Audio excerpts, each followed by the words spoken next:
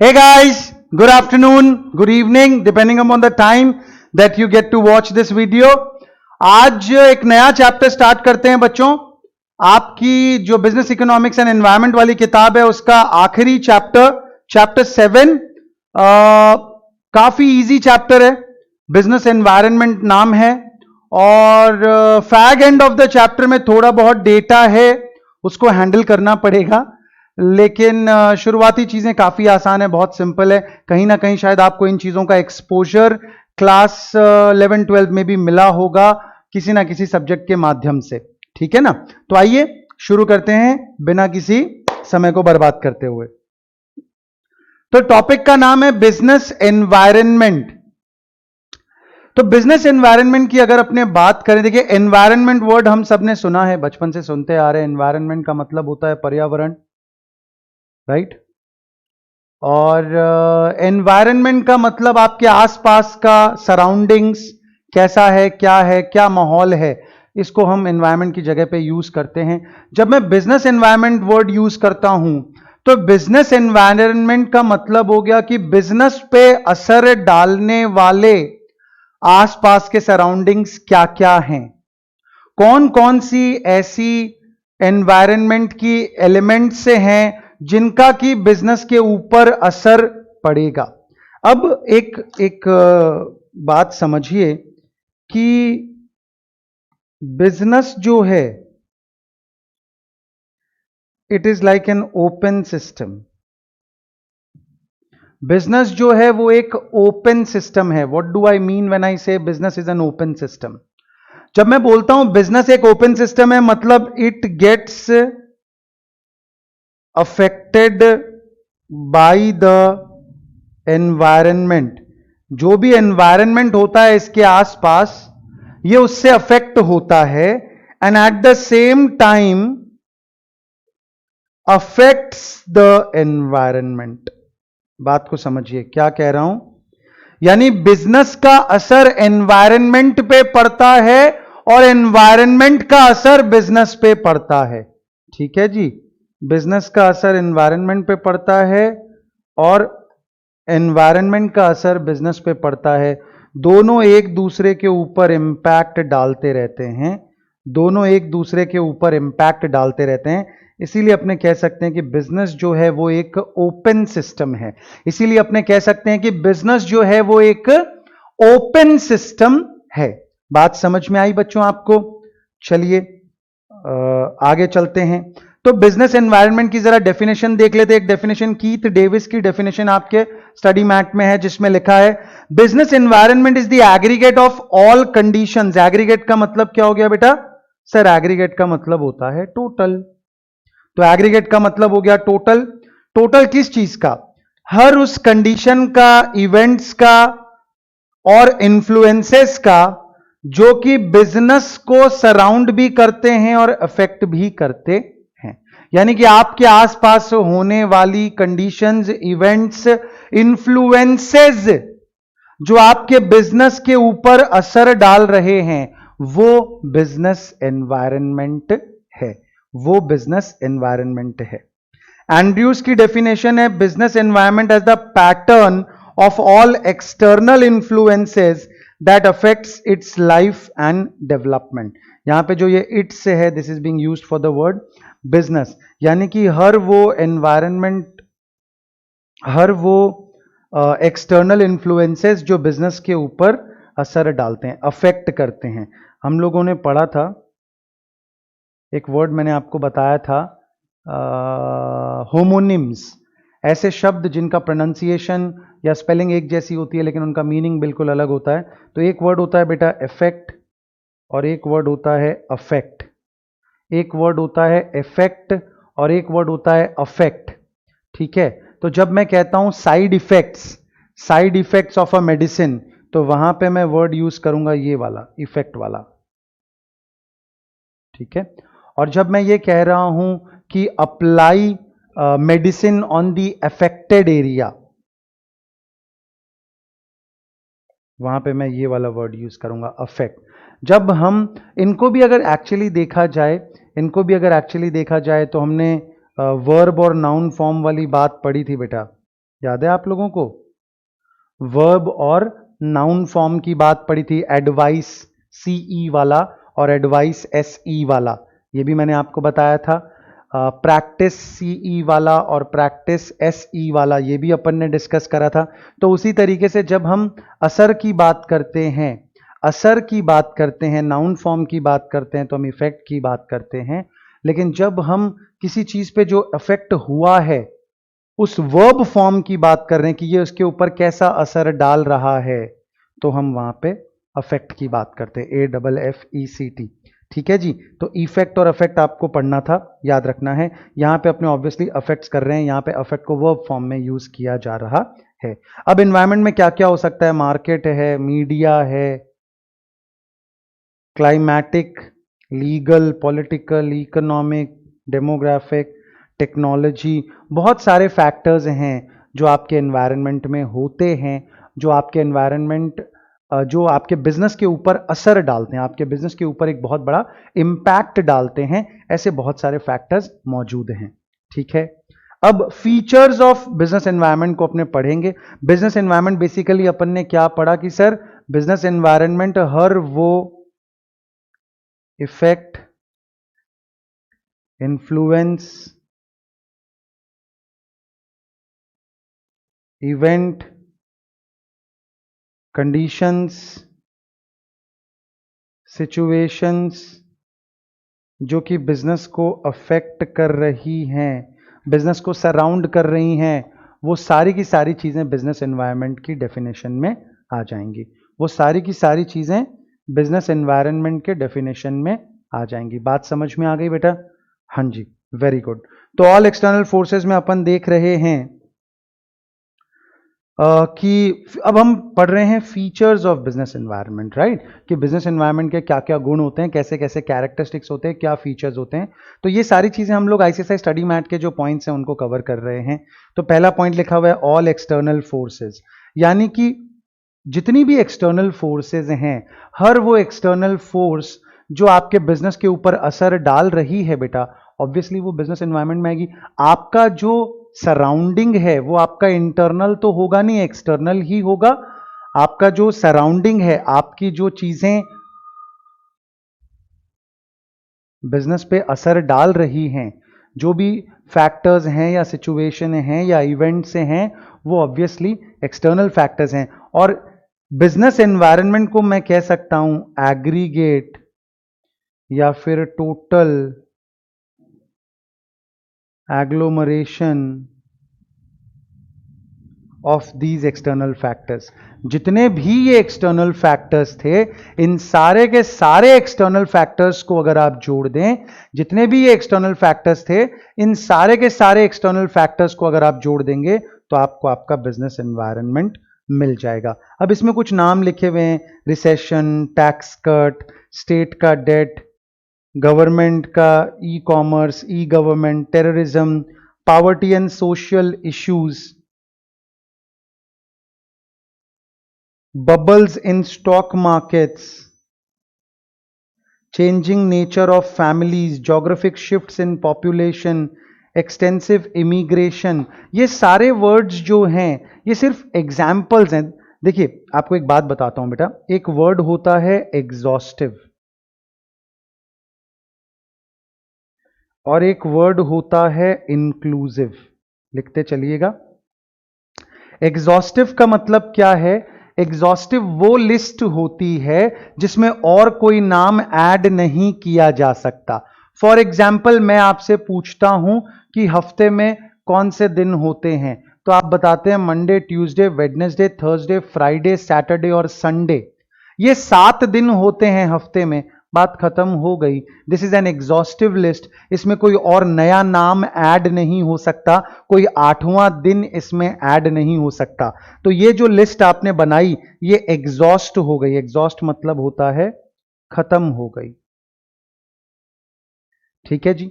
On the contrary मैं आपसे पूछता हूं कि भाई आपको खाने में क्या पसंद है, तो आप कहते हैं पानी पूरी पसंद है, पिज्जा पसंद है, बर्गर पसंद है, वड़ा पाव पसंद है, और भी चीजें हैं सर। यानी कि ये एक इंक्लूसिव लिस्ट है। इस लिस्ट में आपने उदाहरण के तौर पे कुछ नाम बता दिए हैं, लेकिन ये लिस्ट यहां खत्म नहीं होती है। ये गणना जो है, ये गिनती जो है, ये यहां पे खत्म नहीं होती है, और ये नाम और आगे एक्सटेंड हो रहे हैं, और भी बहुत सारे नाम इस लिस्ट में ऐड करे जा सकते हैं।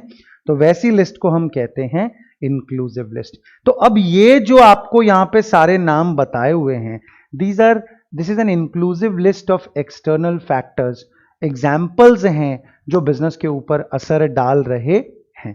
अब आई डोंट थिंक इसमें कोई ऐसा वर्ड है जो बच्चों आपने पहली बार सुना है। I will repeat these words. देखिए कहीं कोई ऐसा वर्ड तो नहीं जो हमने कभी सुना ही ना हो। पहला नाम दिया है रिसेशन। तो रिसेशन आपको पता है, मंदी जिसे हम कहते हैं, आर्थिक मंदी आ जाती है। अब ये वर्ड आप लोगों ने नहीं भी अगर सुना था तो आने वाले 2-3 साल आपको इस वर्ड का सामना करना पड़ेगा, आपको ये वर्ड सुनना पड़ेगा, because of the pandemic, because of this corona virus care, the entire world will experience a recession of sorts. Any which ways हालात बहुत अच्छे नहीं थे। Europe was in a bad state, America was in a bad state, China और India, ये 2 countries हैं जो पिछले काफ़ी समय से, जब पूरी दुनिया में रिसेशन था तो भी ये लोग ग्रो कर रहे थे और एक हैंडसम रेट पे ग्रो कर रहे थे। लेकिन हाल फिलहाल में इनकी भी ग्रोथ रेट काफ़ी कम हो चुकी थी, और अब ये कोरोना की वजह से ऑब्वियसली ये कंट्रीज पे भी बहुत बड़ा असर आएगा। तो अब ये रिसेशन एक ऐसी चीज़ है जो ना चाहते हुए भी हमें एक्सपीरियंस करना पड़ेगा। टैक्स कट मतलब गवर्नमेंट जब टैक्स में रिबेट देती है, छूट देती है। अब किसी चीज़ के लिए बेटा अगर गवर्नमेंट टैक्स में छूट देती है, फॉर एग्जाम्पल मान लीजिए हिमाचल प्रदेश में ज़्यादा फैक्ट्रीज नहीं हैं, हिली एरिया है, माउंटेन टेरेन है, वहाँ पे ट्रांसपोर्टेशन मुश्किल होता है, वेदर एक्सट्रीम है, तो जल्दी से कोई उधर अपनी इंडस्ट्री को सेटअप नहीं करना चाहता। लेकिन लेटेस्ट से हिमाचल की गवर्नमेंट ने सेंट्रल गवर्नमेंट के कोलैबोरेशन में एक स्कीम लॉन्च करी, वहाँ पे एक स्पेशल इकोनॉमिक जोन बनाया जा रहा है, और आपको ये कहा जाता है कि आप हिमाचल आइए, हिमाचल में आप बिजनेस करेंगे तो हम आपसे आने वाले 5 सालों तक टैक्स नहीं लेंगे। अब ये एक छोटा सा फैक्टर है, ये छोटा सा एक कदम है, लेकिन इसकी वजह से ऑब्वियसली बहुत सारे लोग जो अभी तक हिमाचल में अपनी फैक्ट्री को सेटअप करने का नहीं सोच रहे थे, लेकिन अब वो सोचने लग जाएंगे। आपको ये जान के आश्चर्य होगा कि इंडिया की जितनी भी टॉप नॉच फार्मास्यूटिकल कंपनीज हैं या एफएमसीजी कंपनीज हैं, उन सारी कंपनीज ने अपने प्रोडक्शन सेटअप बद्दी बोल के एक जगह है हिमाचल में, वहाँ पे अगर आप जाते हैं तो आपको Procter and Gamble, Unilever, L'Oreal, Mankind Pharma जो है, और भी जो बड़े बड़े फार्मास्यूटिकल कंपनीज हैं, सबके आपको वहाँ पे प्रोडक्शन प्रॉपर्टीज मिलेंगे। एंड द ओनली रीज़न वो लोग वहाँ पे सारे लोग गए इज़ बिकॉज वहाँ पे आपको टैक्स की छूट मिल रही है। स्टेट का डेट बताया हुआ है। स्टेट का डेट का मतलब क्या हो गया जी, कि गवर्नमेंट अगर बहुत ज़्यादा डेट में है या गवर्नमेंट के ऊपर अगर बिल्कुल भी डेट नहीं है, दैट वुड ऑल्सो डिसाइड कि आपकी कंट्री में मनी की सप्लाई कैसी है। अगर मनी की सप्लाई पे असर पड़ेगा तो ऑब्वियसली उससे डिमांड पे असर पड़ेगा, इन्फ्लेशन पे असर पड़ेगा। ठीक है, ई गवर्नमेंट, ई कॉमर्स वगैरह की बातें आपको बताइए। ई कॉमर्स आप देख ही रहे हैं कैसे हमारे बिजनेस के, हमारे डे टू डे लाइफ के हर पहलू को छू रहा है। एक आज जो मैं और आप बैठे हैं ये भी कहीं ना कहीं ई कॉमर्स ही हो गया है। जो हमारा एक फिजिकल कनेक्टिविटी थी, जो हम और आप मिल के एक साथ क्लास में बैठ के पढ़ाई किया करते थे, आज उसकी जगह इस वर्चुअल मीडियम ने ले ली है। तो ऑब्वियसली ई कॉमर्स जो है वो बिजनेसेस को अफेक्ट कर रहा है। अभी के रिसेंट में अगर मैं आपको कुछ डेवलपमेंट्स बताऊं, आई डोंट नो अगर आप लोगों ने ये चीज़ें देखी है, एक नई चीज़ आ रही है जिसका नाम है जियो मार्ट। सुना है बेटा आपने? जियो मार्ट के नाम से जियो जो है वो, मान लीजिए एक तरफ है फ्लिपकार्ट जो बेटा हार्डकोर वर्चुअल है, ठीक है, यानी कि कंप्लीटली ऑनलाइन है। दूसरी तरफ है लेट अस से किराना स्टोर जो हमारे घरों के आसपास होते हैं, इनका फिजिकल सेटअप है, इनका फिजिकल सेटअप है और ये कंप्लीटली ऑफलाइन सेटअप में सरवाइव कर रहे हैं। जियो इन दोनों को मिक्स करके एक नया सेटअप लाने का प्रयास कर रहा है, जिसमें कि ऑनलाइन कम ऑफलाइन सेटअप उनका वो लोग प्लान कर रहे हैं। और इसमें व्हाट्सएप एक बहुत बड़ी भूमिका निभाने वाला है। ठीक है, आज लगभग हर छोटी से छोटी पान की दुकान, किराने की दुकान, गल्ला सब्जी, सबके पास व्हाट्सएप होता है, लोग उसे यूज कर रहे हैं। करोड़ों लोग व्हाट्सएप के प्लेटफॉर्म पे कनेक्टेड हैं और अब जियो उसको कैपिटलाइज करना चाहता है। आप लोगों ने हाल फिलहाल में सुना होगा बच्चों कि फेसबुक ने रिलायंस जियो में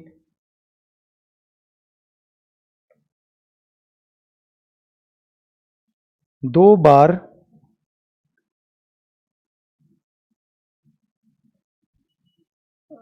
स्टेक एक्वायर करा और लगभग रफली अभी 10% से ज्यादा का स्टेक 10% से ज्यादा का स्टेक जियो का फेसबुक के पास है। आपको यह भी पता होगा कि व्हाट्सएप का ओनर भी फेसबुक है। तो ये जो चीजें हो रही है, ये जो चीजें हो रही है, एक नया तरह का बिजनेस मॉडल जनरेट करवाया जा रहा है, जिसके थ्रू ई कॉमर्स को और जो फिजिकल सेटअप था उसका मिक्स में ये वाला काम करा जाएगा बच्चों। बीच में पीछे अगर आप देख रहे थे तो रूमर्स ऐसी भी आ रही थी कि वोडाफोन में गूगल स्टेक अक्वायर करने वाला है। Google is willing to acquire a stake in Vodafone. इसी तरीके से कोई कह रहा है कि एयरटेल में कोई और स्टेक अक्वायर करेगा। तो ये सारे काम क्या हो रहे हैं, ये बहुत छोटे छोटे फैक्टर्स हैं जो आज हमें इसका डायरेक्ट नेक्सस नहीं पता चल रहा। बट अगर आप पूरा एनालिसिस करेंगे, इसके पीछे का पूरा लिटरेचर पढ़ेंगे, न्यूज़ वगैरह पढ़ेंगे, तो शायद आपको आज वो ट्रेंड पता चलेगा कि आने वाले 4-5 साल बाद किस तरह की चीजें हमको देखने को मिलेगी। आज जियो के बारे में बेटा हर कोई जानता है, everybody is probably using it. But आपको क्या लगता है कि जियो एक दिन की स्टोरी है? एक दिन में बन गया क्या ये सब कुछ? नहीं सर। मुझे याद है कि जब मैं अपनी एमबीए कर रहा था, 2010 की ये बात है। 2010 में हमारे पुणे के कैंपस में, कैंपस प्लेसमेंट्स में जियो आया था। उस समय तक किसी ने सुना भी नहीं था, किसी को पता भी नहीं था। हाँ, ऑफ कोर्स रिलायंस का नाम जुड़ा हुआ था, तो everybody was okay to be placed in a company like this. But Jio उस समय से तैयारी कर रहा था अपने सेटअप की, अपने पूरे बिजनेस को तैयार करने की। रीजन जियो पहले लॉन्च नहीं हो पाया इज बिकॉज जब मुकेश अंबानी और अनिल अंबानी, ये दोनों भाइयों की जब लड़ाई हुई, जब बंटवारा हुआ, तो अनिल अंबानी को, आपको पता होगा इससे जियो से पहले भी रिलायंस का टेलीकॉम बिजनेस था, RIM नहीं, रिलायंस कम्युनिकेशंस करके। तो रिलायंस कम्युनिकेशंस जो था उसको अनिल अंबानी को दिया गया and it was a booming business. उस समय टेलीकॉम जस्ट आ रहा था, उस समय कॉल रेट्स जो थी वो बहुत महंगी हुआ करती थी। तो telecom was a fantastic business, लेकिन वो बिजनेस बंटवारे में अनिल भाई को मिला और अनिल अंबानी ने मुकेश अंबानी के साथ एक नॉन कंपीट क्लॉज साइन करा, नॉन कंपीट अग्रीमेंट बनाया कि आप मोटा भाई आने वाले 5 सालों तक टेलीकॉम के बिजनेस में एंटर नहीं कर सकते। लेकिन इस समय को, इस पीरियड को मुकेश अंबानी ने यूज किया in order to plan well, in order to think of a strategy, and then he came back stronger. And आज जियो जो है वो ऑब्वियसली अपने हर कॉम्पिटिटर के लिए बहुत बड़ा थ्रेट बन चुका है। और आज जियो रिलायंस के लिए मनी मेकिंग मशीन बन चुका है। रिलायंस का जो टोटल टर्नओवर है उसका बहुत छोटा सा हिस्सा जियो से आता है, लेकिन रिलायंस के टोटल प्रॉफिट्स का अच्छा खासा हिस्सा जियो से आता है। और आज रिलायंस अपने स्टेक को बेच के अपना लिक्विडिटी भी सुधार रहा है, इससे उसका डेट सिचुएशन काफ़ी हद तक इम्प्रूव हो जाएगा। अगर आप इकोनॉमिक टाइम्स पढ़ते हैं या बिजनेस न्यूज़ वगैरह फॉलो करते हैं, पिछले 1 महीने के अंदर अंदर में रिलायंस ने कम से कम 6-7 बड़ी बड़ी एंटिटीज़ को अपना स्टेक सेल करा है और हज़ारों करोड़ रुपए उसने जनरेट कर लिए हैं। आप गूगल कीजिए, जानिए इस बारे में। ठीक है जी, चलिए आगे चलते हैं। इनफैक्ट यही आपका होमवर्क है। चलो, बड़ा अच्छा, आप लोग मुझे बहुत अच्छा आइडियाज़ दे देते हैं होमवर्क के लिए। आपको मुझे बताना है स्टेक सेल इन जियो कब कब हुआ, कितना कितना हुआ, कितना कितना पैसा रिलायंस जियो ने जनरेट किया। देखिए ये सारी चीजें, अब आप इसको एक लाइबिलिटी के तौर पे कंसिडर मत कीजिए इस होमवर्क को। आप ये समझिए कि आप करंट अफेयर्स का काम कर रहे हैं, करंट अफेयर्स की चीजें पढ़ रहे हैं, जीके पढ़ रहे हैं, जो आपका एक सब्जेक्ट है। So we are not doing any sort of a time pass over here. What we are trying to do is any which ways आपको ये बातें सब्जेक्ट ना हो बेटा तो भी जाननी चाहिए। आप जिस वर्ल्ड में एंटर करना चाहते हैं, जिस कॉर्पोरेट दुनिया में आप जाना चाहते हैं, उसके बारे में थोड़ा पैशनेट होइए। उसके बारे में आज हम देखते हैं बेटा, एक्टर्स को देखते हैं, स्ट्रगलिंग एक्टर्स, फिल्म स्टार्स को देखते हैं जो कहते हैं सिनेमा मेरा पैशन है, मूवीज मेरा पैशन है, मैं रोज 2 फिल्में देखता हूं, मैं रोज 1 फिल्म देखता हूं, मैं रोज फिल्मों के बारे में पढ़ता हूं, मैगजीन्स पढ़ता हूं। हम खुद जिनको फिल्मों से कुछ लेना देना नहीं है, फिर भी हम मूवी की इतनी गॉसिप पढ़ते हैं, इंस्टाग्राम पे इतनी स्टोरी सेलिब्रिटीज की देखते हैं और ललचाई नजरों से उसको पढ़ते रहते हैं, जबकि हमें उस इंडस्ट्री से कुछ लेना देना नहीं है। और जो इंडस्ट्री आगे जाके हमारे लिए जीविका का साधन बनेगी, जिसको हमें, जहां पे हमें काम करना है, ग्रो करना है, उसका न्यूज़ आता ही है तो हम उसे हटा देते हैं बोरिंग बोल के कि क्या पकाऊ चीज़ है, क्या शेयर बाजार आ गया है। तो बेटा ऐसे नहीं चलेगा। इफ़ आप उसको 100% एक्सेप्ट नहीं करोगे तो वो कॉर्पोरेट भी आपको कभी 100% एक्सेप्ट नहीं करेगा, और आप एक बहुत ही छोटे लेवल पे क्लरिकल जॉब करते हुए रह जाएंगे in spite of having a degree. Degree is just entry pass. Entry पास लेने के बाद में आप 6th फ्लोर तक जाएंगे कि 12th फ्लोर तक जाएंगे कि 30th फ्लोर तक जाएंगे कि 50th फ्लोर तक जाएंगे, that depends on your attitude. और उसको बिल्डअप करने के लिए, उसको नर्चर करने के लिए आपको कॉर्पोरेट वर्ल्ड के बारे में थोड़ा पैशनेट होना चाहिए। पैसे आप सबको पसंद है, पैसा कॉर्पोरेट में है बेटा, तो कॉर्पोरेट को लेके थोड़ा पैशन जगाइए, ठीक है ना। तो आपका होमवर्क आपको समझ में आया। जियो ने किसको किसको कितना कितना स्टेक रिसेंटली बेचा है, कितना रुपया लगाया है, मुकेश अंबानी का कितना रुपया जियो में लगा हुआ है, ये बातें आपको मुझे बतानी है। चलिए, फीचर्स ऑफ बिजनेस एनवायरनमेंट हमने देखा, ये सारी बातें हमने पढ़ी। अच्छा, अब दूसरा है specific and general forces. Specific and general forces का मतलब क्या हुआ कि बिजनेस एनवायरनमेंट जो होता है, हमेशा हर फैक्टर का असर सब पे एक जैसा हो ऐसा जरूरी नहीं है, यूनिवर्सल नहीं होता है, ठीक है ना। मैंने यहां पे एग्जाम्पल आपको दिया है, ये एग्जाम्पल है बेटा बर्ड फ्लू का, ठीक है। बर्ड फ्लू हुआ था, एक बीमारी कुछ समय पहले आई थी, आप सबको पता होगा, बर्ड फ्लू, स्वाइन फ्लू, काफी तरह की बीमारियां इससे पहले आ चुकी है। लेकिन अब ये जो बर्ड फ्लू की बीमारी आई, ये जो बर्ड फ्लू का इश्यू हुआ, इसकी वजह से आप मुझे बताइए, क्या टेलीकॉम सेक्टर को बहुत बड़ा नुकसान हो गया क्या? क्या बर्ड फ्लू की वजह से ये जो कोचिंग का काम था इस पे बहुत बड़ा असर पड़ गया? क्या बर्ड फ्लू की वजह से पानी पूरी कम बिकने लगी? क्या बर्ड फ्लू की वजह से गाड़ियों के टायर कम बिकने लगे? क्या बर्ड फ्लू की वजह से पेट्रोल कम बिकने लगा? नहीं सर, वो एक बहुत स्पेसिफिक सेक्टर को अफेक्ट कर रहा था। प्रोबेबली पोल्ट्री पे बहुत ज्यादा असर पड़ा, रेस्टोरेंट के बिजनेस में बहुत ज्यादा असर पड़ा, एक और चीज, चलो हेल्थ केयर की बात कर लेते हैं कि भाई वहां पे पेशेंट्स बढ़े वगैरह वगैरह वगैरह। इसके अलावा और किसी सेक्टर को बर्ड फ्लू ने इन्फ्लुएंस नहीं किया। इसके अलावा बर्ड फ्लू ने किसी और को बेटा इन्फ्लुएंस नहीं किया। तो वो एक स्पेसिफिक फैक्टर था जो एक स्पेसिफिक सेक्टर को हिट कर रहा था और स्पेसिफिक एरिया में ही अपना इंपैक्ट लेके आ रहा था।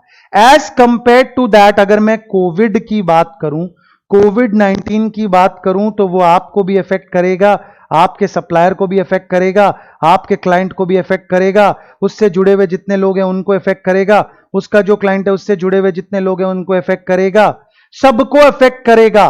कोविड-19 की वजह से पानी पूरी भी नहीं बिकी, पेट्रोल भी नहीं बिका, गाड़ियां भी नहीं बिकी, टायर भी नहीं बिके, आइसक्रीम भी नहीं बिकी, चॉकलेट भी नहीं बिकी। हर फील्ड पे उसका असर पड़ा। कोचिंग क्लासेस बंद हो गए, मंदिर बंद हो गए, भगवानों को बेचारों को छुट्टी मिल गई। तो ये जो है, ये एक ऐसा जनरल फोर्स हो गया, ये एक ऐसा जनरल फोर्स हो गया जिसका असर हर इंडस्ट्री के ऊपर, हर फर्म के ऊपर, हर हाउस होल्ड के ऊपर शायद पड़ा है। तो बात आपको सिंपल सी समझ में आई कि कुछ फैक्टर्स होते हैं ऐसे जो कि स्पेसिफिक चीजों के ऊपर असर डालते हैं, और कुछ एनवायरनमेंट फैक्टर्स ऐसे होते हैं जो जनरल फोर्सेस होते हैं, सब पे उनका इंपैक्ट पड़ता है। आज अगर रिसेशन आता है बेटा, जो कि ऑब्वियसली काफी करीब है, तो वो रिसेशन जब आएगा तो ऑब्वियसली उसका भी असर हर चीज पे पड़ेगा, उसका भी असर हर चीज पे पड़ेगा। बहुत ज्यादा इन्फ्लेशन आता है तो उसका भी असर हर चीज पे पड़ेगा। अगर एक वर्ल्ड वॉर हो जाता है तो उसका भी असर हर चीज पे पड़ेगा। तो ये स्पेसिफिक फैक्टर्स नहीं है, जनरल फोर्सेस हैं जिनका असर हर इंडस्ट्री, हर बिजनेस के ऊपर पड़ेगा। नेक्स्ट जो हमारा फीचर ऑफ बिजनेस एनवायरनमेंट है उसको हमने लिखा है इंटर रिलेटेड। ये देखिए, ये अलग अलग कंट्रीज हैं और कैसे एक दूसरे के साथ जुड़ी हुई हैं, इंटर रिलेटेड हैं। ये सारे प्रोडक्ट्स जो हैं, ठीक है, मोस्ट ऑफ दीज क्या, ये सारे पीएनजी के प्रोडक्ट्स हैं। ये नाम सुना होगा आपने, प्रॉक्टर एंड गैम्बल। इनमें से बहुत सारे ऐसे प्रोडक्ट्स हैं बच्चों जो हम हमारे घरों में यूज करते हैं, जैसे कि Tide, Pampers, Gillette, Head and Shoulders, Duracell, Pringles. कुछ ऐसे प्रोडक्ट्स हैं, क्रेस्ट वगैरह, जो इंडिया में उतने पॉपुलर नहीं हैं बट बाहर चलते हैं। ठीक है, तो ये सारे प्रोडक्ट्स जो हैं बच्चों, ये पीएनजी के हैं, जो कि इंडिया की कंपनी नहीं थी, जो कि इंडिया की कंपनी नहीं है। लेकिन अब दुनिया जो है ग्लोबलाइजेशन की वजह से एक ग्लोबल विलेज बन गई है, और हर कंट्री पे, हर कंट्री का अफेक्ट, इंपैक्ट और असर अपने को देखने को मिलेगा। कल एक बड़ी इंटरेस्टिंग न्यूज थी, इंस्टाग्राम पे आपने भी देखा होगा शायद, अवर वडोदरा वगैरह में, कि एक लारी वाला है, उसका नाम था साई चाइनीज, और ये जो गलवान वैली में इशू हुआ, जो हमारे 20 से ज़्यादा सैनिक शहादत को प्राप्त हुए, वीरगति को प्राप्त हुए, उस बात से आहत होकर उस व्यक्ति ने क्या किया, ये चाइनीज को काट दिया और बोला अब से हम चाइनीज नाम ही नहीं लिखेंगे, हम इसे साइनीज कर देंगे। और इसके अलावा सोनम वांगचुक नाम आपने ऑब्वियसली सुना होगा बच्चों, सोनम वांगचुक। नहीं सुना है तो सुनिए, यूट्यूब पे सर्च कीजिए, आपको उनके वीडियोस दिखाई देंगे। कुछ 3 वीडियोस उन्होंने बनाए हैं पिछले 8-10 दिनों में, जहां से उन्होंने बॉयकॉट चाइना का एक मुहिम, एक आंदोलन शुरू किया, जो अब काफ़ी तूल पकड़ चुका है, काफ़ी एक्टिवली लोग उसमें पार्टिसिपेट कर रहे हैं। आपने देखा होगा टिकटॉक को बहुत सारे लोगों ने अनइंस्टॉल किया। इसके अलावा भी और भी कई सारे चाइनीज जो सॉफ्टवेयर थे, लोग उसको अवॉइड कर रहे हैं, और boycott China and Chinese products was a trending hashtag all over the social media. तो ये सोनम वांगचुक वगैरह जो हैं, वो भी आपको इसी बारे में बात कर रहे हैं कि भाई चाइनीज को हमें हटाना है, वगैरह वगैरह वगैरह। तो आप देखिए कि कैसे इंडिया जैसी कंट्री में, इंडिया का अपना खुद का एक बहुत एक्सटेंसिव क्विजीन है, नॉर्थ इंडिया का, साउथ इंडिया का, हर स्टेट का अपना अपना आइटम है, खाने का डिशेस है। लेकिन इसके बावजूद आज आप देखिए, हम बाहर निकलते हैं तो there is Italian, there is Mexican, there is Chinese, there is American food influence. अगर अमेरिकन फूड इन्फ्लुएंस की मैं बात करूं, मैकडोनल्ड्स, केएफसी, सबवे, ये सारा अमेरिकन फूड इन्फ्लुएंस है।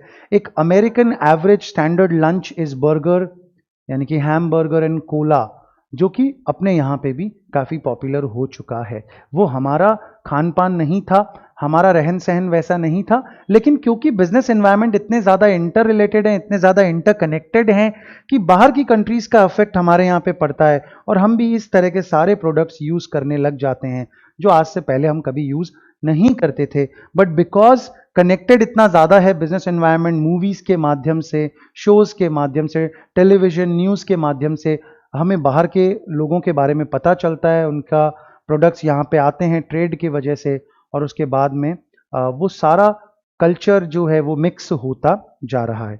तो ये कहने का मतलब है कि जो बिजनेस एनवायरनमेंट है वो इंटर रिलेटेड है। ऑन द कॉन्ट्ररी अगर आप देखें तो देखिए, इंडिया से भी चीजें बाहर जा रही है, बाहर के लोगों में आयुर्वेद को लेके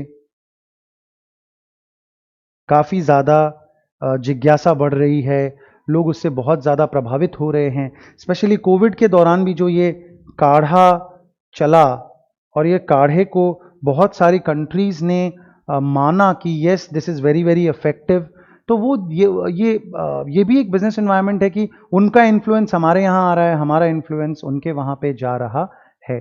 और एक और बात इंटर रिलेटेड से आपको ये भी समझने की है कि देखिए कैसे आप कौन सा सॉफ्टवेयर यूज करेंगे अपना वीडियो रिकॉर्ड करने के लिए, वो कनेक्टेड है कि डोकलाम में क्या हो रहा है, गालवान में क्या हो रहा है, या लद्दाख में बॉर्डर के पास क्या हो रहा है, या पाकिस्तान बॉर्डर पे क्या हो रहा है, उसका असर अब कहां, वो एक बिल्कुल पॉलिटिकल इशू है, ये हमारी पढ़ाई की बात चल रही है, टेक्नोलॉजिकल मैं एक सॉफ्टवेयर यूज कर रहा हूं, लेकिन इस पे अफेक्ट पड़ता है कि भाई ये चाइना का है, ये पाकिस्तान का है, तो अगर हमारा वॉर लाइक सिचुएशन चल रहा है, स्कर्मिशेस चल रहे हैं, तो उसमें उनके ऊपर भी असर पड़ता है। आपने देखा था बीच में काफी ज्यादा पाकिस्तानी आर्टिस्ट्स इंडिया में पॉपुलर हो गए थे, चाहे वो राहत फतेह अली खान हो या आतिफ असलम हो या what is was the name of that actor जो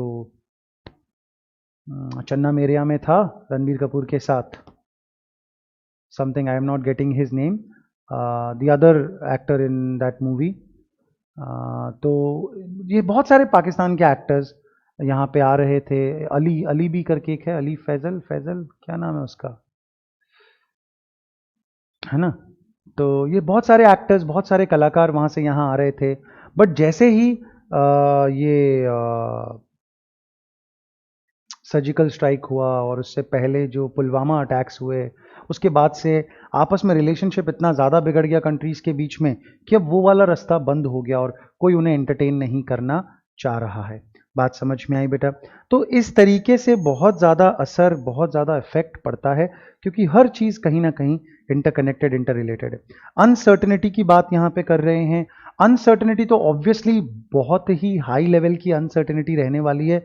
आज आप देखिए, हमें पता ही नहीं कि कब ये चीज़ें खुलेंगी, कब हम वापस क्लासरूम में आएंगे, कब हम वापस नॉर्मल लेक्चर्स स्टार्ट करेंगे। एक बहुत छोटा सा एग्जाम्पल मैं ले रहा हूँ। ऑब्वियसली दुनिया में हजारों चीज़ों की अनसर्टेनिटी है, but I am talking in a very very micro perspective. अपने पर्सपेक्टिव से मैं बात करूं तो मुझे नहीं पता कि क्या होगा, but I have an organisation to run, I have staffs to pay salaries, I have an infrastructure to run.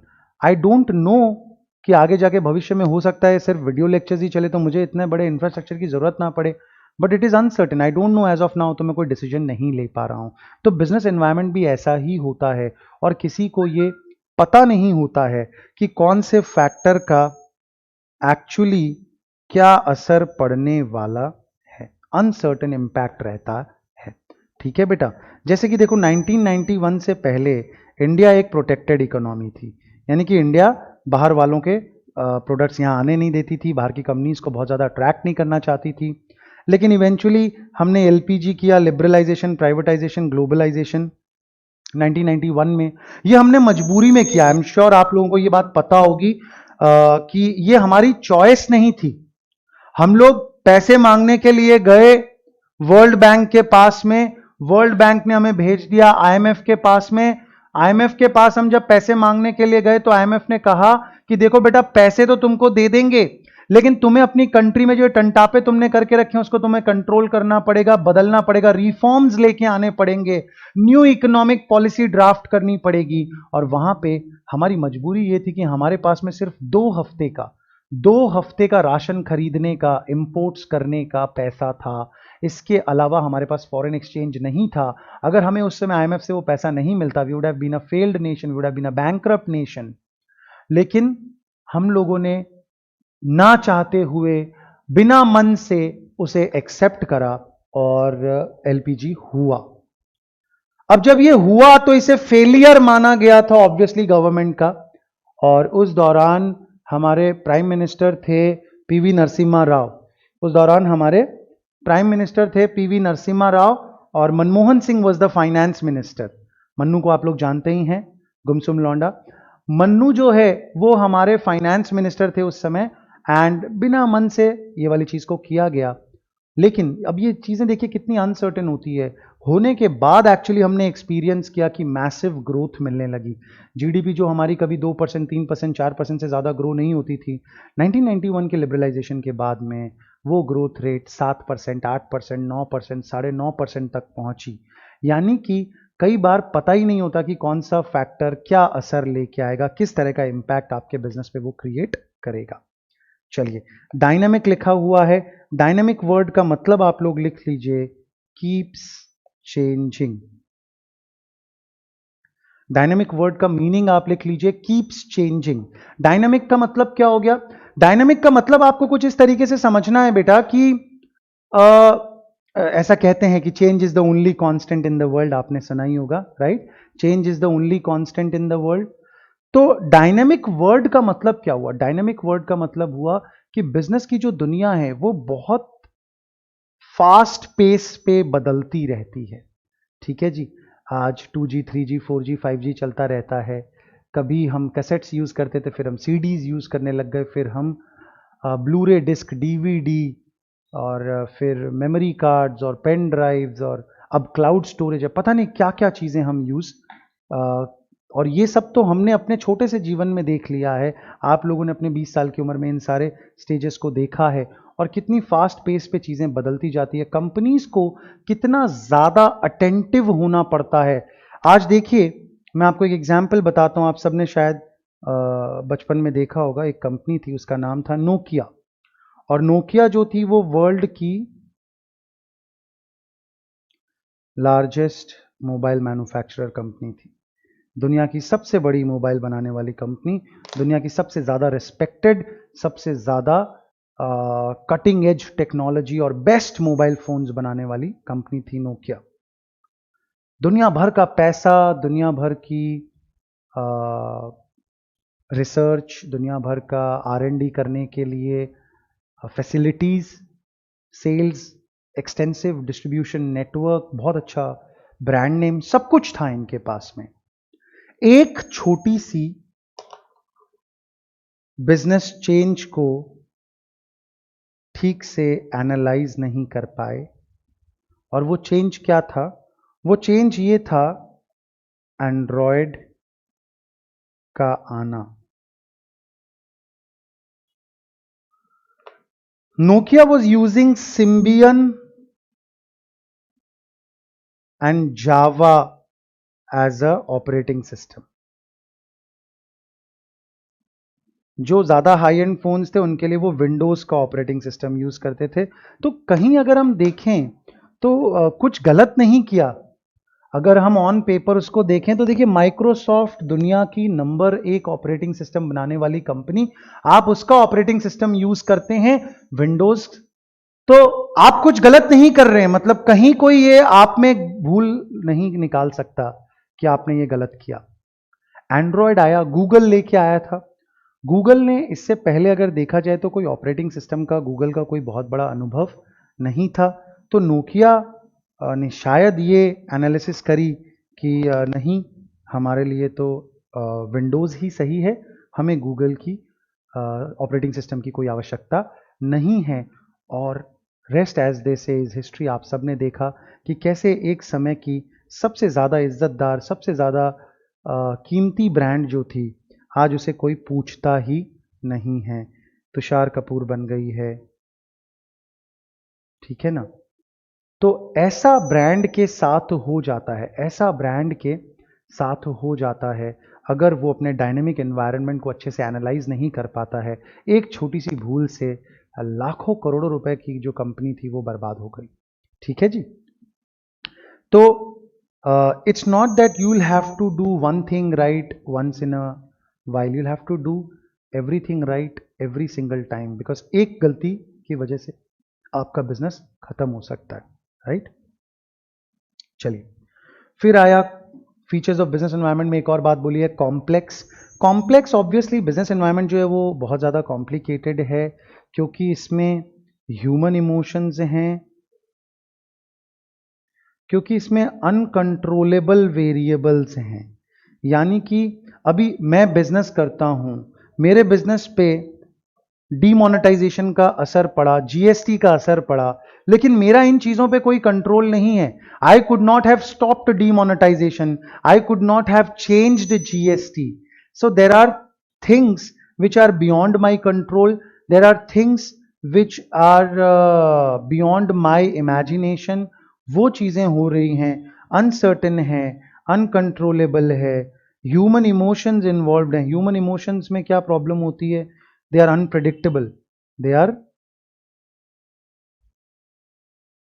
Unpredictable. आप उनको ठीक से प्रेडिक्ट नहीं कर सकते। मशीन जो होती है, मशीन का आउटपुट, इनपुट आउटपुट आप गेस कर सकते हैं, ये इनपुट जाएगा तो वो आउटपुट आएगा। लेकिन ह्यूमन इमोशंस का ऐसा नहीं है। किसी व्यक्ति के द्वारा दी गई गाली भी आपको प्यारी लगती है और हंसी मजाक लगता है, और किसी व्यक्ति के द्वारा अगर आपका नाम भी जरा ऊंची आवाज में ले लिया जाए तो आप उसे मारने को दौड़ते हैं। तो ये ह्यूमन इमोशंस हैं, मूड है, मूड स्विंग्स हैं। तो ये सारी बातें बहुत कॉम्प्लिकेटेड है। प्लस आप ये जो रस्सियां देख रहे हैं, ये कहीं ना कहीं ये भी दिखा रही हैं कि इतने ज्यादा क्रॉस कनेक्शंस हैं, इतने ज्यादा इंटर रिलेटेड ये स्पाइरल है कि इसको सुलझाना बहुत मुश्किल है। इसको सुलझाना बहुत मुश्किल है। बहुत आसान तरीके से ये नहीं बताया जा सकता कि ऐसा ऐसा कर लो तो ये चीज हो जाएगी, क्योंकि इतने सारे फैक्टर्स आर एट प्ले, इतने सारे फैक्टर्स आर एट प्ले कि उसे समझ पाना बहुत ही मुश्किल है। चलिए, फीचर्स ऑफ बिजनेस एनवायरनमेंट में एक और बात आई, रिलेटिविटी। रिलेटिविटी का मतलब क्या हुआ? देखिए, ये दो तरह के बिजनेसेस मैं आपके सामने रख रहा हूं। एक है वेडिंग प्लानर का या इवेंट मैनेजमेंट का, और ये दूसरा है जो वर्चुअल मीटिंग प्लेटफॉर्म्स हैं, जूम जैसे। जूम है, टीम व्यूअर है ना, बहुत सारे ऐसे प्लेटफॉर्म्स हैं। तो अब अगर हम कोविड को एक फैक्टर के तौर पे देखें तो कोविड का असर इन दोनों बिजनेसेस पे बेटा क्या एक जैसा पड़ा है? अफेक्ट दोनों पे हुआ है, ऑब्वियसली दोनों पे इसका असर पड़ा है, बट सर इनकी बैंड बज गई और इनके घर में गाजे बाजे बज रहे हैं। यहां बैंड बाजे बज रहे हैं, क्यों? क्योंकि दुनिया भर के कस्टमर्स, दुनिया भर का, आप ये समझिए कि स्टॉक मार्केट जो है उसमें एक वर्ड होता है बेटा, मार्केट कैपिटलाइजेशन। मार्केट कैपिटलाइजेशन का मतलब क्या हुआ कि इस कंपनी के सारे शेयर्स को अगर मैं इस कंपनी की आज की मार्केट वैल्यू के साथ मल्टीप्लाई करूं तो मुझे उस कंपनी का मार्केट कैपिटलाइजेशन पता चल जाएगा। यानी कंपनी के सारे शेयर्स अगर मुझे 100% खरीदने हो तो कितने पैसे देने पड़ेंगे। आप सोचिए कि ये लॉकडाउन के दौरान जूम जो ऐप है उसकी जो वैल्यूएशन है लोगों ने कर दी दुनिया भर की एयरलाइन की वैल्यूएशन से ज्यादा। अब मैं एक एयरलाइन की बात करता हूं। एक एयरलाइन के पास में सैकड़ों करोड़ों रुपए का प्लेन होता है, स्टाफ होता है, इंफ्रास्ट्रक्चर होता है, मशीनरी होती है, हजारों करोड़ों रुपए का इक्विपमेंट होता है फिजिकल, जिसको टच किया जा सकता है। और उसकी सारी एयरलाइंस की मिला के जो वैल्यूएशंस है उससे कहीं ज्यादा वैल्यूएशन एक छोटी सी कंपनी जूम मीटिंग्स की, जूम की, जिनके पास में कोई बहुत बड़ा इंफ्रास्ट्रक्चर नहीं है, कोई बहुत बड़ा प्रीमाइस नहीं है, लेकिन एक छोटे से इवेंट ने इतना बड़ा असर किया कि ये उतनी ज़्यादा रेलेवेंट हो गई। ऑब्वियसली ये जो वैल्यूएशंस हैं कहीं ना कहीं थोड़ी एग्जैजरेटेड होंगी, थोड़ी इन्फ्लेटेड होंगी, बट फिर भी मैं तो कह रहा हूँ एक एयरलाइन के मुकाबले भी जूम का वैल्यूएशन इतना ज़्यादा कैसे आ सकता है। बट ऐसा ही है बिजनेस वर्ल्ड, चेंज हो जाता है एक ही झटके में। और ये जो बैंड बाजे बजाने वाले थे, वेडिंग प्लानर वगैरह थे, वेडिंग्स ही नहीं हो रही है, सब कुछ कैंसिल हो गया, इवेंट्स कैंसिल हो गए, बैंक्वेट्स के किराए लगे हुए हैं, वो सब वेस्ट हो गया है। तो कैसे देखिए एक ही फैक्टर का रिलेटिविटी का मतलब आपको पता ही है बेटा, इन कंपैरिजन, है ना। रिलेटिव का मतलब होता है इन कंपैरिजन। तो अगर मैं इवेंट प्लानर्स का बिजनेस कंपेयर करूं वर्चुअल मीटिंग प्लेटफॉर्म्स वालों के साथ, तो दोनों के ऊपर बहुत ज्यादा अलग अलग असर पड़ा है। एक का धंधा बन गया और एक का बैंड बच गया। बात समझ में आई? तो रिलेटिविटी की बात है। टाइप्स ऑफ एनवायरनमेंट में हमारे पास में आया political environment, economic environment, social factors, technological factors, legal factors. ठीक है ना। आप लोगों ने पेस्टल पढ़ा होगा बचपन के दिनों में, पेस्टल, या फिर स्टीप भी पढ़ाते हैं 11-12 में। तो स्टीप में एस से हो जाता है सोशल, टी से हो जाता है टेक्नोलॉजिकल, ई से हो जाता है इकोनॉमिक, दूसरे वाले ई से हो जाता था एनवायरमेंटल, यानी कि पर्यावरण की बातें, नेचर की बातें, और पी से हो जाता था पॉलिटिकल। यहाँ पे एक एक्स्ट्रा एल है, इससे हो जाएगा लीगल।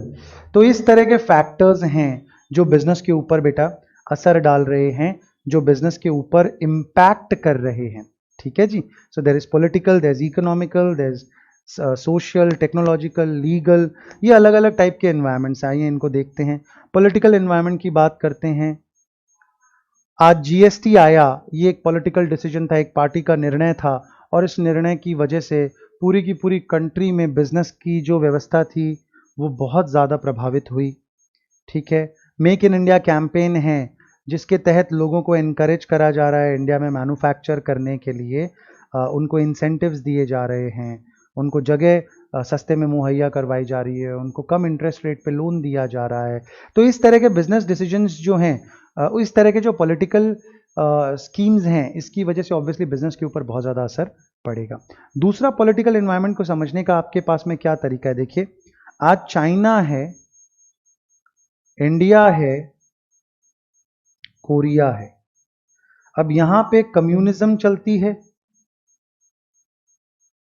यहां पे डेमोक्रेसी है, और यहां पे डिक्टेटरशिप है।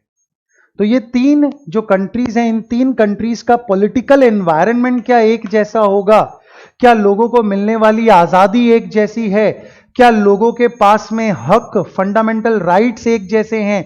नहीं सर, बिल्कुल भी नहीं। इन तीनों कंट्रीज में, ये तीनों कंट्रीज में, क्योंकि गवर्नेंस का जो पैटर्न है वो बिल्कुल अलग है। गवर्नेंस का जो पैटर्न है वो बिल्कुल ही अलग है, और ये अलग होने की वजह से उनका पॉलिटिकल एनवायरनमेंट भी बिल्कुल अलग है। आज इंडिया में हम गूगल को बैन नहीं करते, फेसबुक को बैन नहीं करते। आज कोई मैगजीन चाहे तो मोदी जी के बारे में अपशब्द कह सकती हैं, भला बुरा उनको कह सकती हैं, गालियां दे सकती हैं। आज राहुल गांधी को पप्पू कह सकते हैं, क्योंकि अपने यहां पे डेमोक्रेसी, आज़ादी है, फ्रीडम है, इंडिपेंडेंस है, फ्रीडम ऑफ स्पीच है। लेकिन is the same thing possible in Korea? वहां पे जाके क्या किम जोंग उन टू को कोई जोकर, कोई ट्रेटर, कोई धोखेबाज, कोई हत्यारा, कोई खूनी पब्लिक में, प्रेस में कह सकता है क्या? बिल्कुल भी संभव नहीं है, बिल्कुल भी ये चीज़ पॉसिबल नहीं है, क्योंकि उनका पॉलिटिकल एनवायरनमेंट अलग है। अब बात ये आती है कि सर पॉलिटिकल एनवायरनमेंट इतना इंपॉर्टेंट क्यों है? बहुत इंपॉर्टेंट है बेटा, क्योंकि आज अगर आपका पॉलिटिकल एनवायरनमेंट स्टेबल है, आपकी गवर्नमेंट जो है वो स्टेबल है, पीसफुल है, तो एफडीआई बहुत आएगा। बाहर की कंपनीज आपकी कंट्री में इन्वेस्ट करने के लिए तैयार रहेंगी, क्योंकि उनको पता है कि आपके यहाँ पे पॉलिटिकल स्टेबिलिटी है। आज कोई भी बेटा जल्दी से पाकिस्तान में पैसे इन्वेस्ट नहीं करना चाहेगा, अफगानिस्तान में पैसे इन्वेस्ट नहीं करना चाहेगा, सिंगापुर में इन्वेस्ट करना चाहेगा, दुबई में इन्वेस्ट करना चाहेगा, क्योंकि ये दोनों ही जगह पे पॉलिटिकल स्टेबिलिटी है। कोई बवाल, दंगे फसाद, ये लड़ाई वो लड़ाई, कुछ नहीं होता है वहाँ पे। और गवर्नमेंट स्टेबल है, गवर्नमेंट की पॉलिसीज़ काफ़ी अच्छी हैं, जिसकी वजह से आप देखिए जितनी भी बड़ी बड़ी कंपनीज हैं, चाहे वो पेप्सी हो, कोका कोला हो, सैमसंग हो, एलजी हो, सोनी हो, इनको जब भी अपना एशिया पैसिफिक का ऑफिस बनाना होता है, जो एशिया से लेके ऑस्ट्रेलिया तक के कंट्रीज़ को डील करता है, मोस्ट ऑफ द केसेस में ये ऑफिसेस चुने जाते हैं आइदर सिंगापुर और हांगकांग और दुबई। इन तीन ही जगहों में से किसी एक को उसका सेंटर हमेशा चूज किया जाता है। तो पॉलिटिकल एनवायरनमेंट ऑब्वियसली बहुत बड़ा फैक्टर है। ये जागो ग्राहक जागो की बात करी गई है, यानी कि कंज्यूमर प्रोटेक्शन जिसको हम कहते हैं। जब आप लोग थोड़े बड़े हो जाएंगे बेटा, तो आप लोग पढ़ेंगे कोपरा, यानी कि कंज्यूमर प्रोटेक्शन एक्ट, और उसमें आपको बताया जाएगा कि कैसे गवर्नमेंट स्टेप्स लेती है जिससे कि ग्राहक जो है, एक कस्टमर जो है, कंज्यूमर कोर्ट में जाके, कंज्यूमर फोरम में जाके अपने हक के लिए लड़ सकता है। ये सारे मतलब बेसिकली लॉ के बहुत सारे फैक्टर्स यहाँ पे कवर हो जाएंगे, क्योंकि पॉलिटिक्स से ही लॉ बनता है। चलिए फिर अब यहाँ पे बेटा मैंने जानबूझ के हिंदू मुस्लिम और ये सारा राम मंदिर और बाबरी मस्जिद को अवॉइड करा है। ऑब्वियसली वो भी पॉलिटिकल एनवायरनमेंट का हिस्सा है, बट उस तरह की नेगेटिव बातें आपको यूं भी बहुत सुनने को मिलती है, तो शायद मेरे मुंह से सुनने के लिए कोई ऐसी ज़रूरत नहीं है। इकोनॉमिक एनवायरनमेंट में आ जाते हैं। इकोनॉमिक एनवायरनमेंट की बात करें तो yes obviously GDP, inflation, income, employment rate, unemployment level, market कैसा बढ़ रहा है, कैसा ग्रोथ मिल रहा है, ये सारी बातें इंपॉर्टेंट है। इकोनॉमिक एनवायरनमेंट बहुत बड़ा फैक्टर प्ले करता है। This is nothing but budget, है ना। चलिए तो जवाब दीजिए मुझे। ये हमेशा ब्राउन बैग लाई जाती थी, किसने इससे अलग काम किया? कौन था वो व्यक्ति जिसने ब्राउन बैग के अलावा कोई और पैटर्न में बजट लेके आया? सही जवाब निर्मला सीतारमन, करेक्ट। लाल कपड़े में लपेट के, वही खाते वाले कपड़े में लपेट के, ठीक है जी। प्लस और भी कई हमने रोचक बातें पढ़ी थी कि सुबह पेश किया जाता, रात शाम को पेश किया जाता था हमेशा, फिर यशवंत सिन्हा ने उसे पहली बार 11 बजे सुबह पेश किया बजट को। चलिए तो अब ये इन्फ्लेशन यानी कि बेसिकली बहुत ही सरल शब्दों में समझाऊं तो महंगाई, बाकी तो इसका परफेक्ट वर्ड हिंदी में होता है मुद्रास्फीति। जब पैसे का वैल्यू कम होता चला जाता है इन्फ्लेशन की वजह से, जो चीज़ पहले 100 रुपये में मिलती थी अब वो 100 रुपये में नहीं मिल पाएगी, तो ऑब्वियसली 100 रुपये की वैल्यू कम हो गई, ठीक है जी। तो उसे हम इन्फ्लेशन कहते हैं। इनकम है, एम्प्लॉयमेंट रेट है, ये सारे इकोनॉमिक एनवायरनमेंट का हिस्सा हैं। आज अगर इन्फ्लेशन चल रहा है या इनकम अच्छी चल रही है तो ऑब्वियसली उसका बिजनेस पे बहुत बड़ा असर पड़ेगा, बिजनेस पे उसका बहुत पॉजिटिव असर आएगा, यस और नो। चलिए तो ये हमारा इकोनॉमिक एनवायरनमेंट हो गया।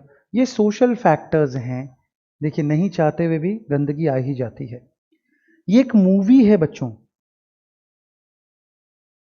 एक मूवी है, this is a scene from a movie. इस मूवी का नाम था बॉम्बे।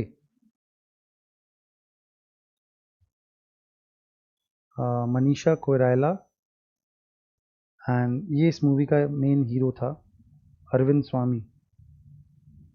नहीं एक्चुअली ये नहीं है, but Arvind Swami was the main actor, ठीक है, साउथ का एक एक्टर है। तो ये सीन बेसिकली क्या है मैं आपको समझाता हूं, that will give you a clear idea कि कैसे सोशल फैक्टर्स बिजनेस को बहुत ज्यादा असर करते हैं ना। ये स्टोरी कुछ ऐसी है कि ये दोनों हीरो हीरोइन के पेरेंट्स हैं, ठीक है, ये दोनों हीरो हीरोइन के पेरेंट्स हैं।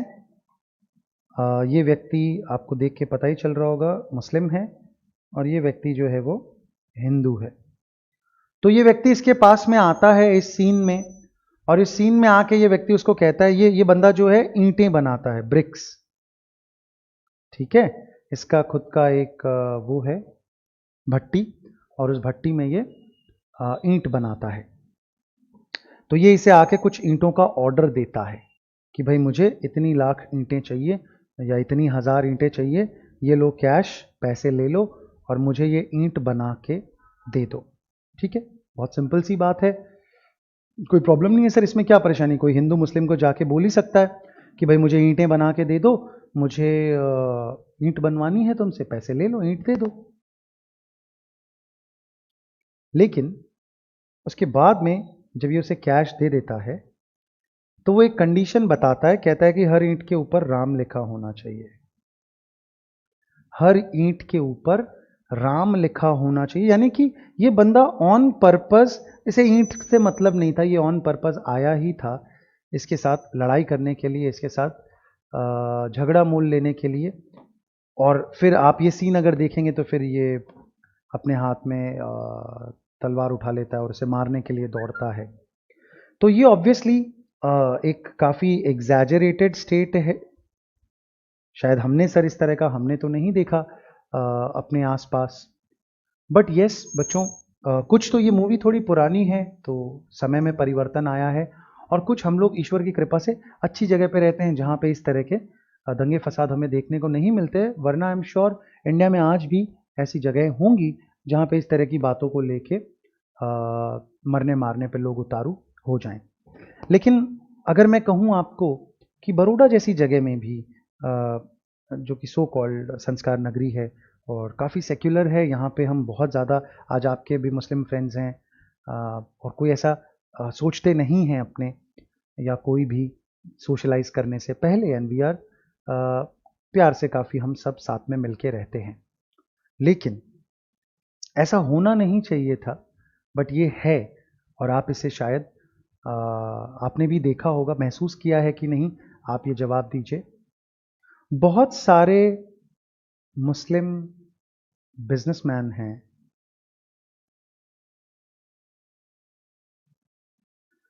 इन्हें अपने बिजनेस का नाम न्यूट्रल रखना होता है। मेरी बात समझ रहे हैं?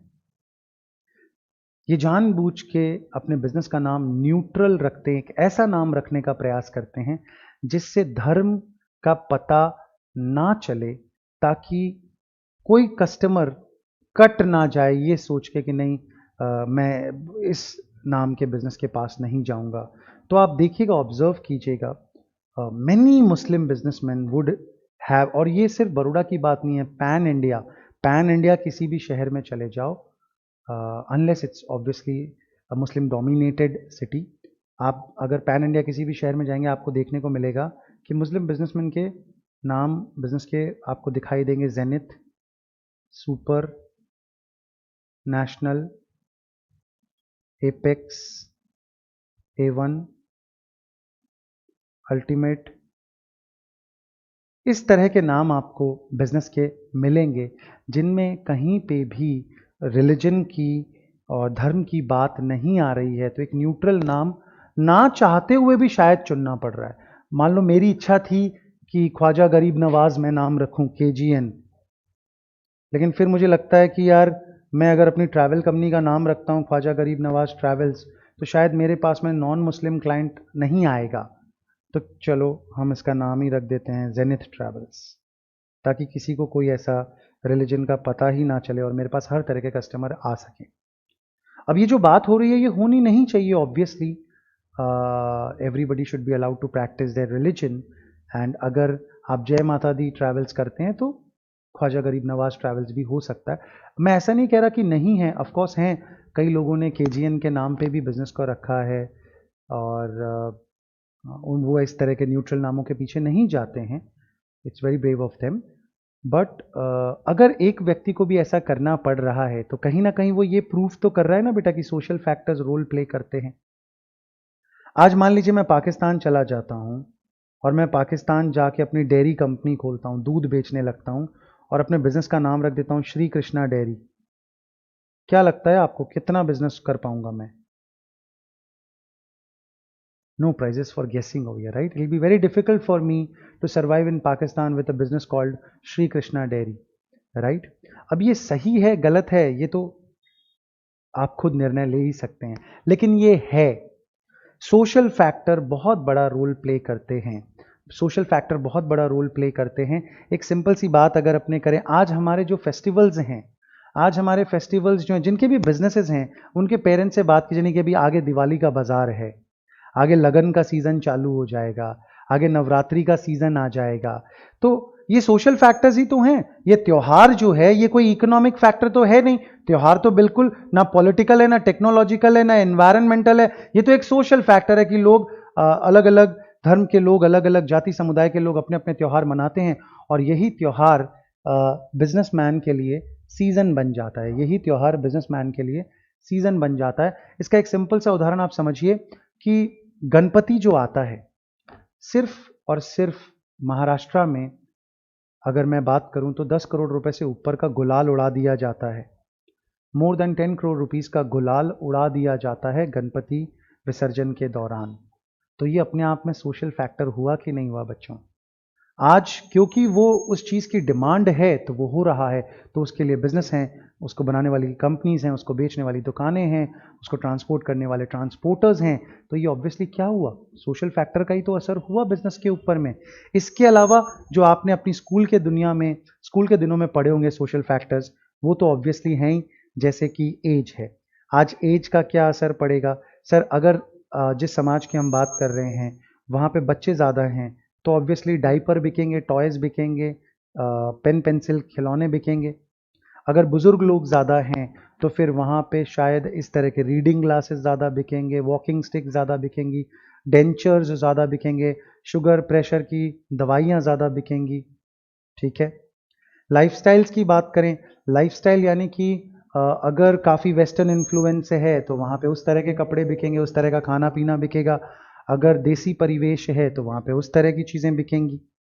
ज्योग्राफी की अगर अपने बात करें तो बेटा जैसा गर्मी, जैसा सर्दी, जैसा टेम्परेचर, जैसा वेदर, उसके अकॉर्डिंगली सारी चीज़ें होंगी। अब कुछ जगह ऐसी होती है जहाँ पे आप देखो लकड़ी के घर ज़्यादा होते हैं, कुछ जगह ऐसी होती है जहाँ पे कंक्रीट के घर ज़्यादा होते हैं, कुछ जगह ऐसी होते हैं जहाँ पे बिल्डिंगें ज़्यादातर शीशे की यूज़ करी जाती है बिकॉज वो सनलाइट को लेना चाहते हैं। अब ये अलग बात है कि हम इंडियंस बेवकूफ़ बहुत ज़्यादा हैं और हम लोगों को लगता है कि जो कुछ भी न्यूयॉर्क में हो रहा है, यूरोप में हो रहा है, हम उसे ब्लाइंडली कॉपी कर देना चाहिए। ये वो कंट्रीज़ हैं जहाँ पे बच्चों बहुत ठंड होती है और जहाँ पे लोग सनलाइट के लिए तरसते हैं। वो लोग सन बाथ करते हैं, समुद्र पे जाके बीच पे नंगे होके लेट जाते हैं क्योंकि उनके शरीर को विटामिन डी नहीं मिलता है, उनको धूप चाहिए, जादू की तरह उनको धूप अच्छी लगती है। इसीलिए वो बिल्डिंग्स बनाते हैं शीशे की। शीशे की बिल्डिंग रहती है, दिन भर आप उसका पर्दा हटा देते हैं तो उसमें अच्छी धूप आती है, रोशनी रहती है, प्लस उनका बिजनेस करने का, काम करने का डिसिप्लिन काफ़ी अच्छा है। वो 8 बजे काम शुरू कर देते हैं और 5 बजे तक पैकअप करके अंधेरा होने से पहले घर चले जाते हैं। तो 5 बजे तक नेचुरल सनलाइट जो थी, नेचुरल डे लाइट जो थी, उसमें ही वो काम करते हैं। लेकिन अपनी बात करते हैं, हमारे यहाँ 11 बजे से पहले तो ऑफिस से खुलती नहीं है, उसके बाद में 2 बजे लंच हो जाता है, 4 बजे तो हमारे यहाँ पे असल में काम होना स्टार्ट होता है और उसके बाद में 9 बजे तक, 10 बजे तक कब तक काम चलता है उसकी कोई गिनती नहीं है। और हम लोग क्या कर रहे हैं, ट्रॉपिकल क्लाइमेट में बैठे हैं, एक ऐसी जगह पे बैठे हैं जहाँ पे दिन भर पसीना आ रहा है, दिन भर गर्मी लग रही है, लेकिन जाहिलों की तरह हमने भी, आप देखिए हर बड़े शहर में, चाहे वो Bombay, Delhi, Calcutta, Bangalore, Ahmedabad, for that matter Baroda में भी आपको बहुत सारी बिल्डिंग दिख जाएंगी, कमर्शियल कॉम्प्लेक्सेस हैं जिसमें पूरा शीशे का सेटअप बनाया हुआ है, शीशे का, और वो देखने में बहुत सुंदर लगता है, आई एडमिट दैट। लेकिन आप मेरी एक बात सुनिए, आप धूप को अवॉइड करना चाहते हैं तो आप पहले शीशे की बिल्डिंग बनाते हैं, उसके बाद उसमें फिल्म चढ़ाते हैं कि धूप ना आए, लेकिन फिल्म से धूप रुकती नहीं है तो आपको उसके ऊपर में लगाना पड़ता है कर्टन। कर्टन से भी धूप रुकती नहीं है, कर्टन के बावजूद भी धूप आती रहती है तो आपको उसका अलग से सन ट्रीटमेंट करवाना पड़ता है, उसके बावजूद गर्मी जाती नहीं है तो आपको दिन भर एसी चलानी पड़ती है। कर्टन आपने लगा दिया है तो नेचुरल डे लाइट बिल्कुल भी नहीं है तो दिन भर लाइट जलानी पड़ती है, दिन भर लाइट जलाने की वजह से और गर्मी बढ़ती है तो एसी और ज़्यादा ठंडा करना पड़ता है।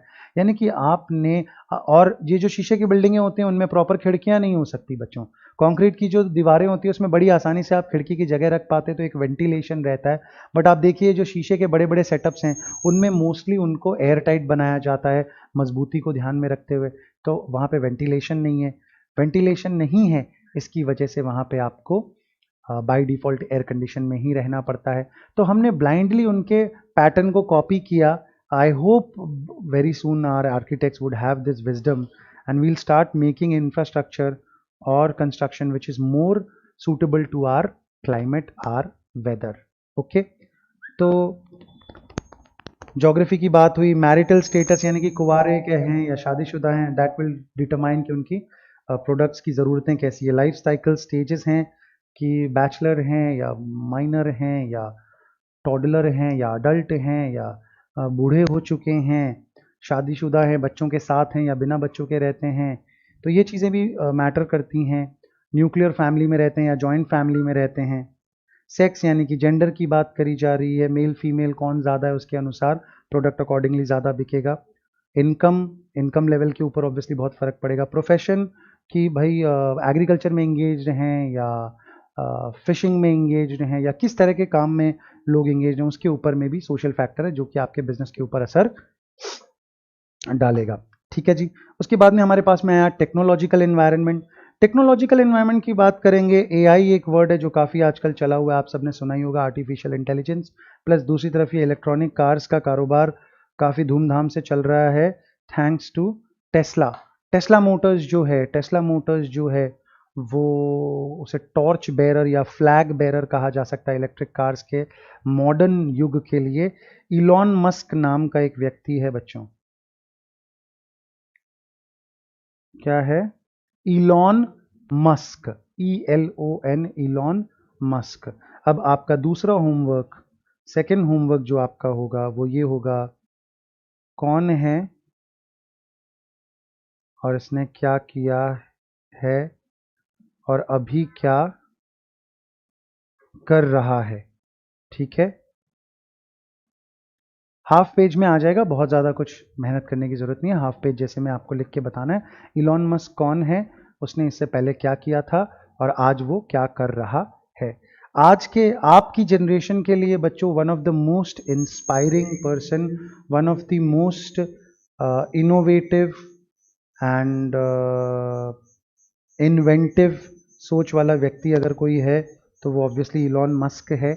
और आपको उसके बारे में जो लोग जानते हैं बहुत अच्छी बात है, बहुत बढ़िया बात है, लेकिन जो नहीं जानते हैं उनको ऑब्वियसली ये जानना चाहिए।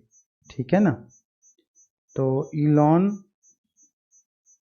मस्क मैंने आपको बताया, आपको मुझे बताना है कि ये व्यक्ति कौन है, क्या करता है, क्या करता था।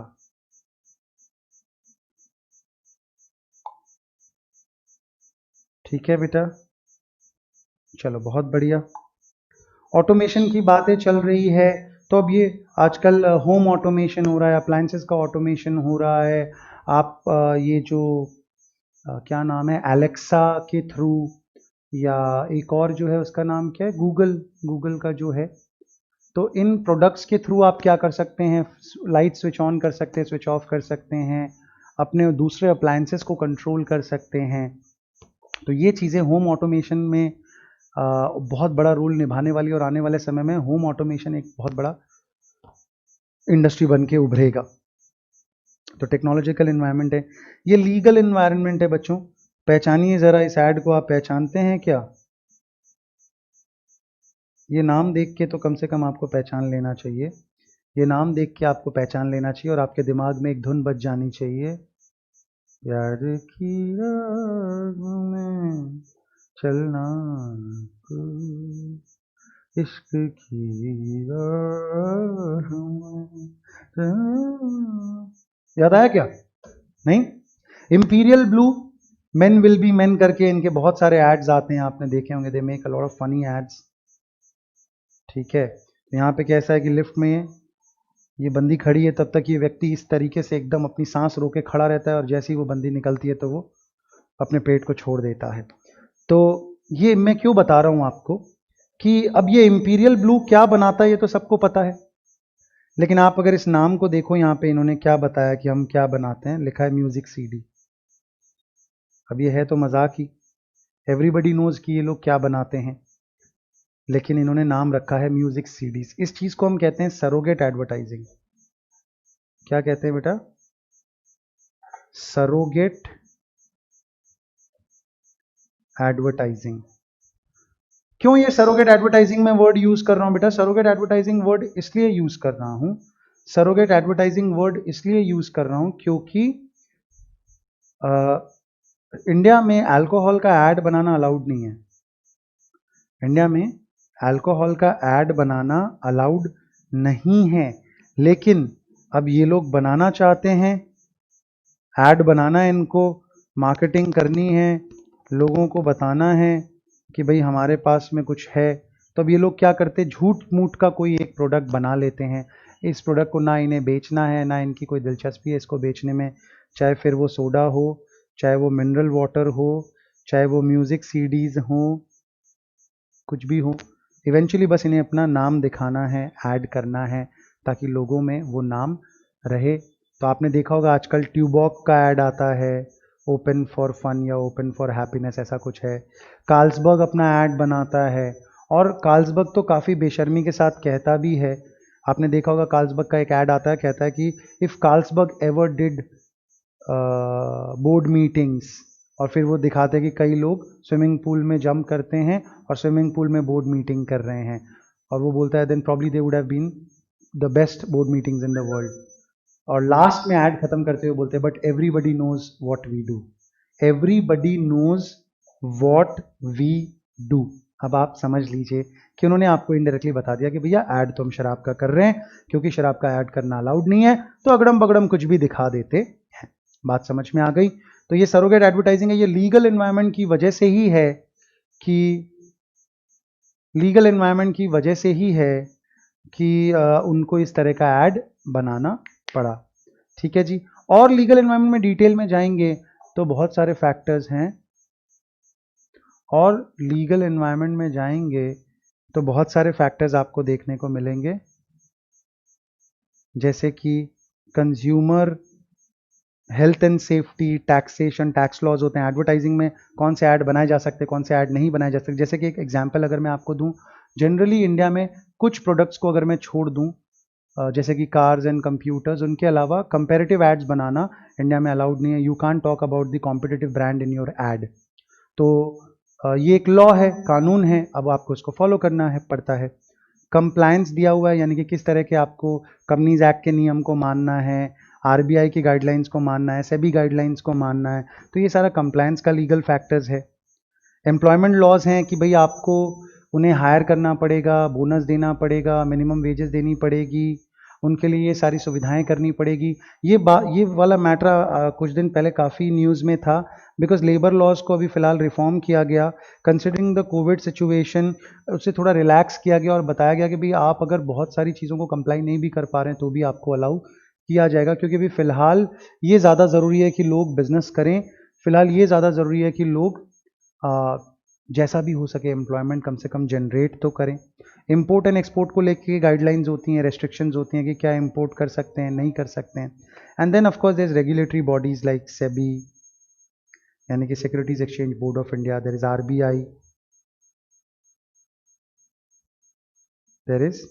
RBI, then there is